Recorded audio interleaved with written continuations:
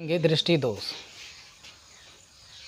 कारण कि जब कई कारणों से नेत्र बहुत दूर स्थित या निकटतम वस्तुओं को स्पष्ट प्रतिबिंब जो है रेटिना पर बनाने की अगर क्षमता खो देता है तो इसी कमी को हम लोग क्या बोलेंगे, दृष्टि दोष कहेंगे। जैसे यहाँ पे देखें, ये जो है इमेज बनना चाहिए यहाँ पर रेटिना पर। रेटिना आपका यहाँ पर है, नेत्र का सबसे पीछे भाग में रेटिना होता है। यहाँ पर ये रेटिना है, यहाँ पर प्रतिबिंब बननी चाहिए। लेकिन नेत्र की एक ऐसी क्षमता होती है जो कि देखिए ये प्रकाश की किरणें आई, इसका प्रतिबिंब कहाँ बनना है, नेत्र के बाहर, रेटिना के बाहर बन रहा है।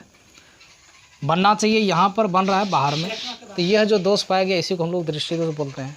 उदाहरण यहाँ देखते हैं, बनना चाहिए यहाँ पर लेकिन बन रहा है कहाँ पर, इसके अंदर में। मतलब कि रेटिना के अंदर बन रहा है, रेटिना के पहले बन रहा है। बनना चाहिए एकदम रेटिना पर, ये रेटिना हो गया, लेकिन बन रहा है इसके अंदर में। कभी इससे बाहर बनता है, कभी इसके अंदर आता है। तो आँख में जो ये कमी पाई गई इसी को हम लोग क्या बोलेंगे, दृष्टि दोष। और ये दृष्टि दोष 4 प्रकार के होते हैं। कितना होते हैं?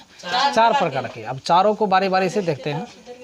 देखिए नेक्स्ट लिखने का प्रयास करेंगे कि दृष्टि दोष 4 प्रकार के होते हैं। कितना? 4 प्रकार के। तो दृष्टि दोष 4 प्रकार के होते हैं। पहला होता है निकट दृष्टि दोष, जिसको बोलते हैं शॉर्ट साइटनेस और मायोपिया, है ना। शॉर्ट साइटनेस या इसको मायोपिया भी कहा जाता है। दीर्घ दृष्टि दोष लॉन्ग साइटनेस या इसको हाइपरमेट्रोपिया बोलते हैं। समझ में आ रहा सबको? Yes sir. उनके बाद जरा दृष्टि दोष को प्रेस क्या बोलेंगे, इसको प्रेस बायोपिया, और अबिंदुकता को ही हम लोग ऑस्टिमेटिज्म बोलते हैं। अब बारी बारी से देखेंगे कि निकट दृष्टि दोष क्या है। निकट दृष्टि दोष में क्या होता है, देखिए नाम से पता चलता है निकट दृष्टि दोष। बिल्कुल सही। तो निकट दृष्टि दोष हम किसको बोलेंगे, देखिए नाम से ही पता चलता है कि निकट दृष्टि दोष वो है जो निकट ही दिखे, दूर ना दिखे। समझ रहा ना? निकट दृष्टि दोष का मतलब ये हुआ नज़दीक दिखे। इसमें निकट दृष्टि दोष देख के डैश देना है, क्योंकि इसके बारे में लिखना है। देखो निकट दृष्टि दोष की परिभाषा दिया है कि मानव नेत्र में पाए जाने वाला ऐसा दृष्टि दोष जिसमें नज़दीक की वस्तु स्पष्ट दिखाई दे। देखिए नाम से पता चल रहा है ना, निकट दृष्टि दोष मतलब नज़दीक की वस्तु स्पष्ट रूप से दिखाई दे, लेकिन दूर की वस्तु स्पष्ट रूप से दिखाई नहीं दे। उसी को हम लोग क्या बोलेंगे, निकट दृष्टि दोष। ये मानव नेत्र है, ये अनंत से आ रही प्रकाश किरण है, ये अनंत से आ रही प्रकाश की किरण है। बनना चाहिए कहाँ पर, रेटिना पर, लेकिन बन कहाँ है, रेटिना के अंदर बन रहा है, मतलब इधरे बन रहा है। तो यहाँ पे नज़दीक बन रहा है, तो ये निकट दृष्टि दोष को दर्शाना है। अब यहाँ पर यह है कि ऐसा कौन सा चश्मा इसको दिया जाए, इसका निवारण कैसे किया जाए। उत्तल लेंस के बने चश्मे। उत्तल नहीं, गलत बात, ये अवतल लेंस सही है। इसमें कौन सा लेंस, अवतल लेंस। और अवतल लेंस क्या करती है, हम अच्छी तरह इसको पढ़ाए हुए हैं। ये जो अवतल लेंस है, अवतल लेंस किरणों को क्या करती है, ये पहले फैलाती है, उनके बाद तब वो किरणों को समेट के किसी तरह कोई ना कोई यहाँ पर लेंस लगाकर ये इमेज यहाँ बनना चाहिए, प्रतिबिंब कहाँ बनना चाहिए, रेटिना पर बनना चाहिए। तो इनके निवारण के लिए क्या होता है कि मानव नेत्र को मतलब दृष्टि दोष को, निकट दृष्टि दोष को निवारण के लिए अवतल लेंस के चश्मे का उपयोग कर इनका हम निवारण कर सकते हैं। तब डॉक्टर क्या करेगा, इनको अवतल लेंस, यहाँ पर एक अवतल लेंस ऐसे लगा देगा, है ना। अवतल लेंस लगाएगा तब ये किरणें यहाँ आई, तो फिर किरणों को समेट के यहाँ पर क्या बोलते हैं, ये आई पर रेटिना जो है ना, ये रेटिना पर बना देता है। जैसे ही रेटिना पर बनाया तो उस आदमी को नज़दीक और दूर स्पष्ट रूप से दिखाई देने लगेगी। तो समझ में आ रहा है ना। तो आगे पढ़ेंगे निवारण, इसी में लिखो निवारण। इसका निवारण कैसे किया जाए, चित्र ऐसे ही बनाना है और उनके बाद निवारण देकर डैश देना है। अब निवारण करते हैं कि इसका कैसे निदान किया जाए निकट दृष्टि दोष का। तो समझ में, नाम से ही पता, निकट दृष्टि दोष। कभी कभी एग्जाम में पूछा जाता है निकट दृष्टि दोष वाले को कैसा दिखता है, नज़दीक दिखता है कि दूर दिखता है, कि दोनों दिखता नहीं है। ऐसे ही 4 ऑप्शन दिया जाएगा। तो याद रखनी इनको, निकट दृष्टि दोष वाले को नज़दीक स्पष्ट रूप से दिखाई देती है, लेकिन दूर स्पष्ट दिखाई नहीं देती है। अब इसका निवारण देकर डैश देना है। चलिए निवारण देकर डैश देना लिखना है।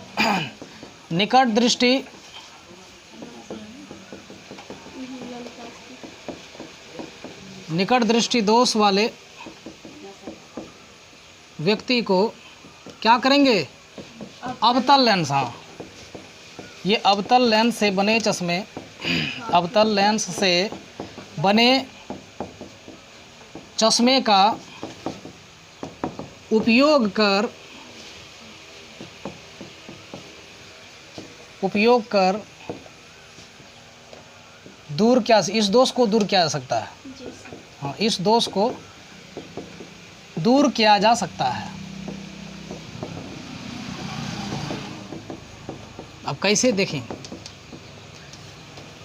झट से गोल कर लेना है, इसे मानव नेत्र बना लेना है।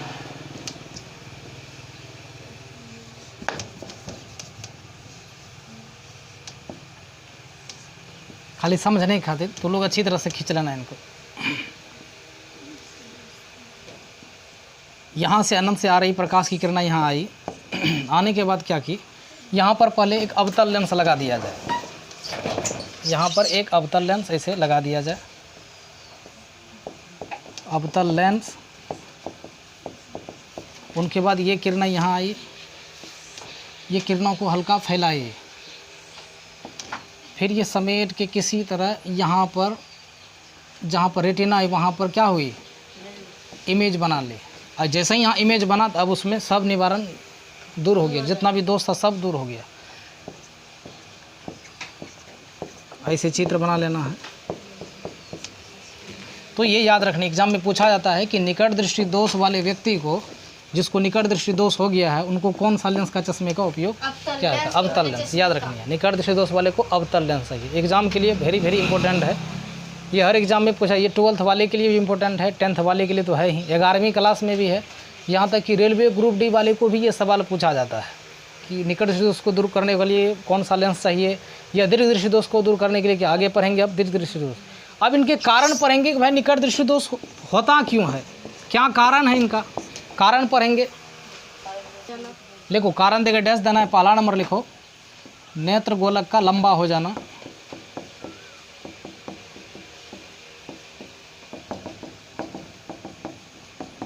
नेत्र गोलक का लंबा हो जाना अर्थात किन के बीच, नेत्र लेंस हाँ, और रेटिना के बीच। नेत्र लेंस और रेटिना जो है, इनके बीच की दूरी का बढ़ जाना। रेटिना के बीच की दूरी,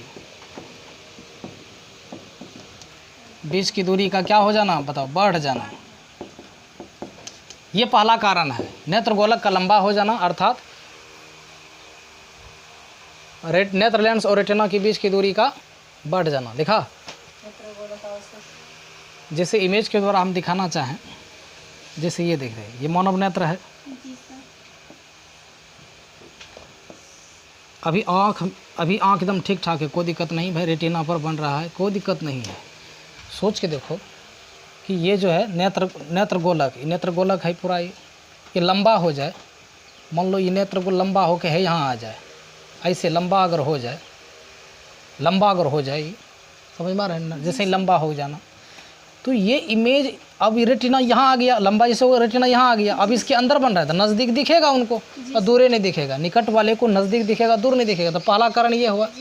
अर्थात, या अर्थात भी, अर्थात मतलब इसको हम ऐसे कहेंगे, नेत्र लेंस ये है जी सर। और रेटिना ये है। जी सर। रेटिना पर ये था, इनकी बीच की दूरी बढ़ जाना। पहले दूरी यहाँ से लेके यहाँ तक इतने सा था, और इनकी बीच की दूरी अब बढ़ गया, अब बढ़ के है इतना बड़ा हो गया।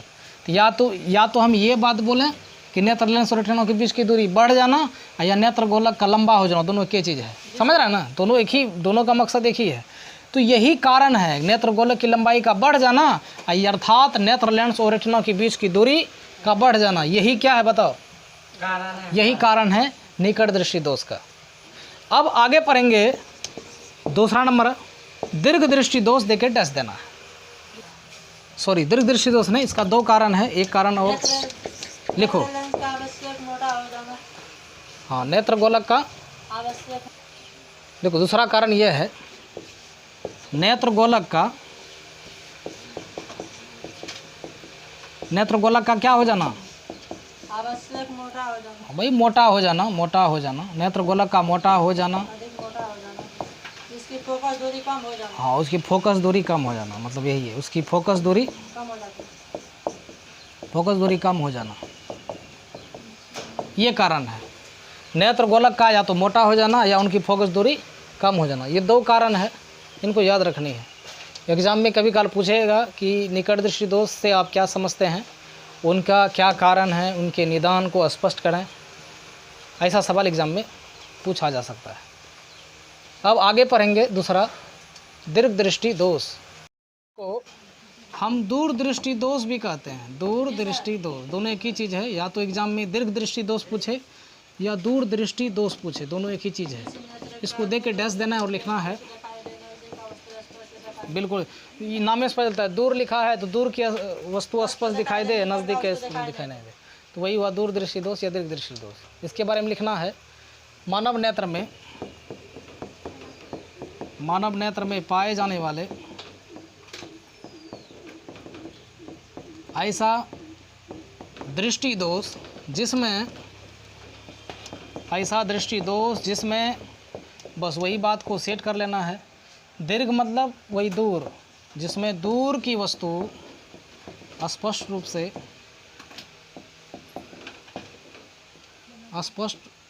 से दिखाई दे, परंतु नज़दीक की वस्तु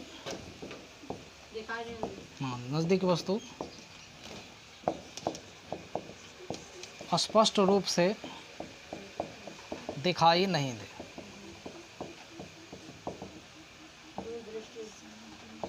उसे ही हम लोग क्या कहेंगे?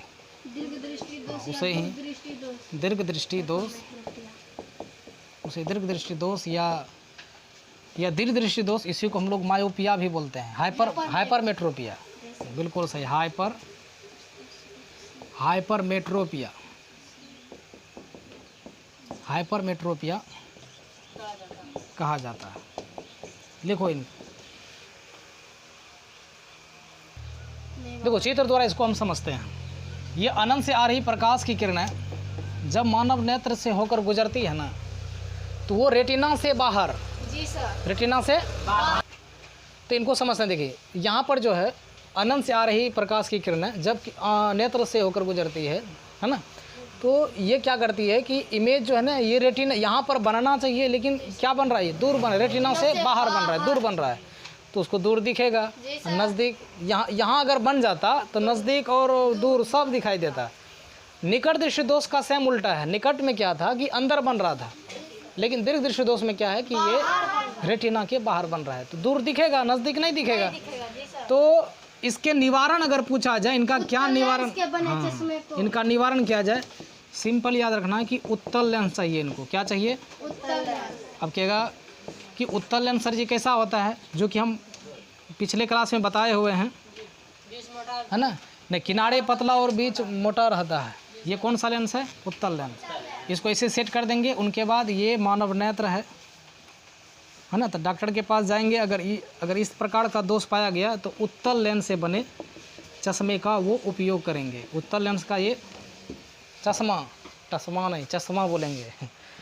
तो ये क्या करेंगे, ये किरणें आई, अनंत से किरणें आई, और देखिए उत्तल लेंस जो है ना, किरणों को समेटने का काम करती है, और ये पूरी तरह से यहाँ पर आई और ये किरणों को समेट के यहाँ दी।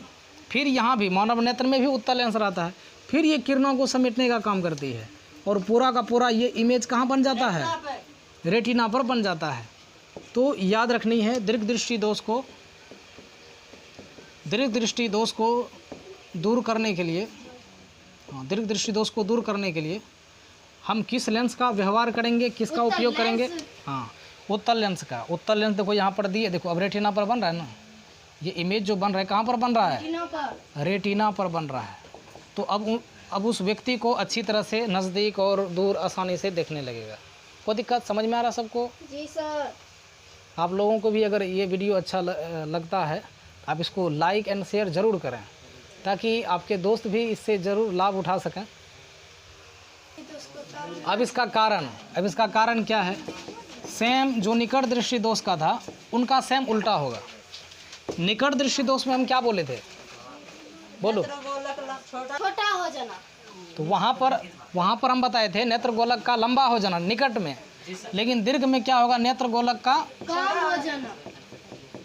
शॉर्टकट में हम लिखाएंगे नेत्र गोलक का क्या हो जाना? छोटा हो जाना। नेत्र गोलक का क्या हो जाना? छोटा होना। वहाँ था बड़ा, निकट में बड़ा था, यहाँ छोटा।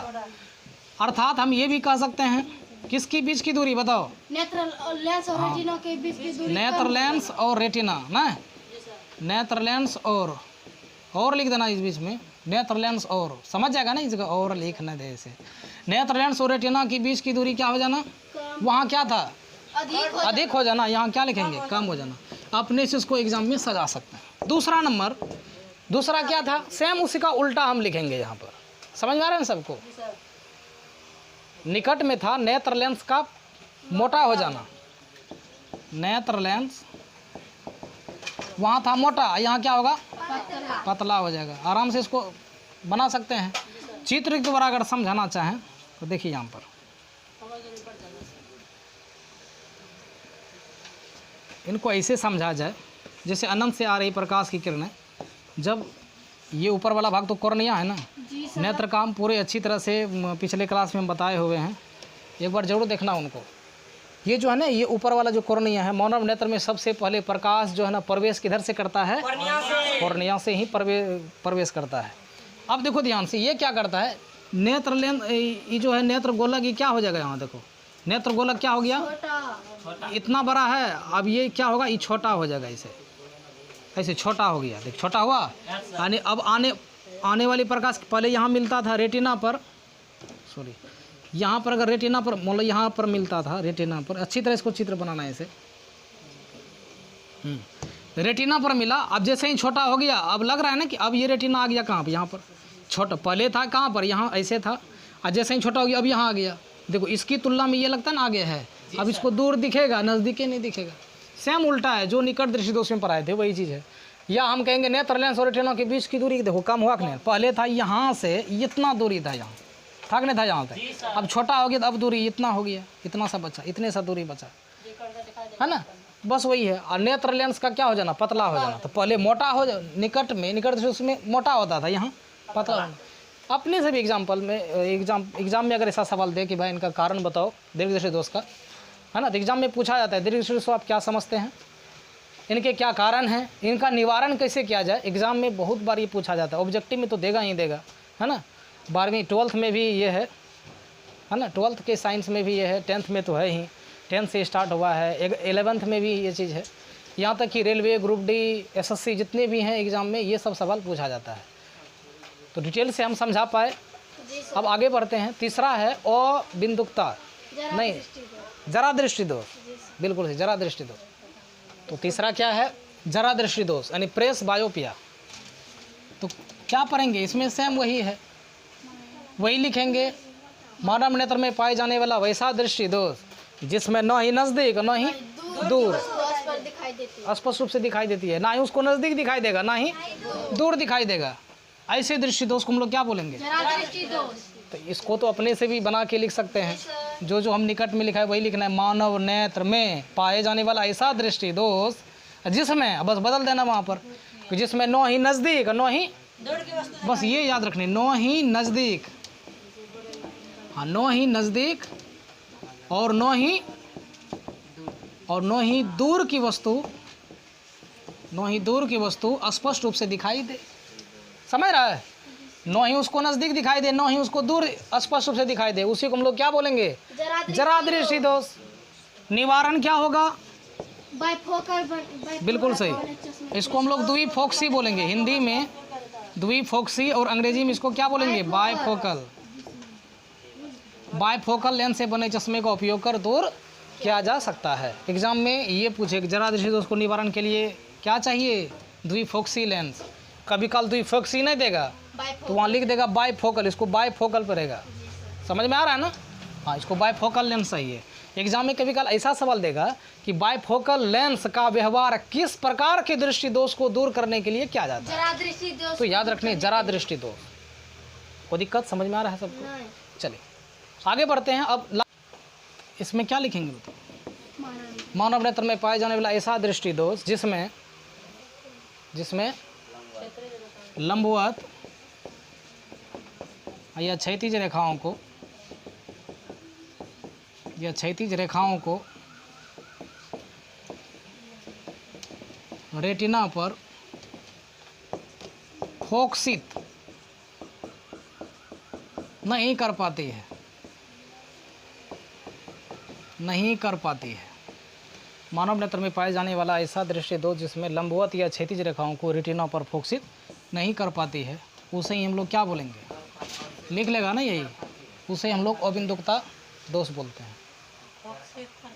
कहाँ है वो? फोकसित सैयद है, कर पाती है।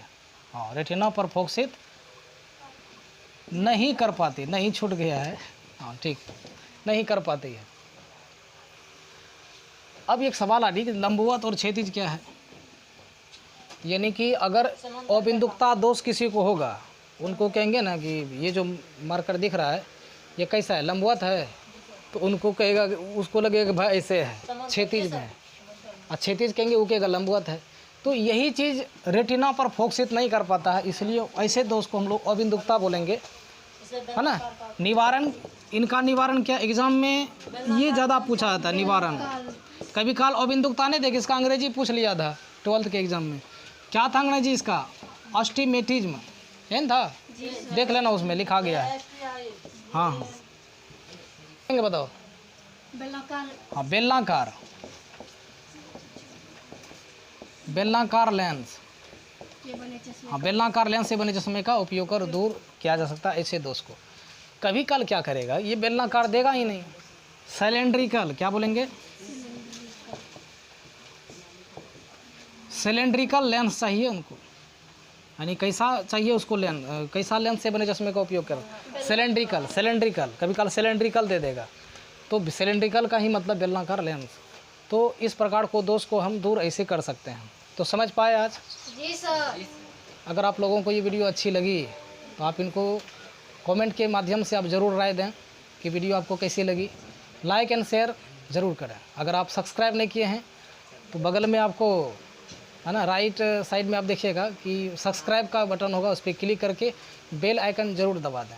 अब एक बात आई कि भाई बेल आइकन आपको क्यों दबाना होगा? इसलिए कि बेल आइकन दबाने से कभी भी मेरा वीडियो अगर जाएगा तो आपको नोटिफिकेशन आपके मोबाइल पे मिल जाएगी और आप उसको आसानी से देख पाएंगे। तो थैंक यू वेरी मच। मस्त रहिए, आबाद रहिए।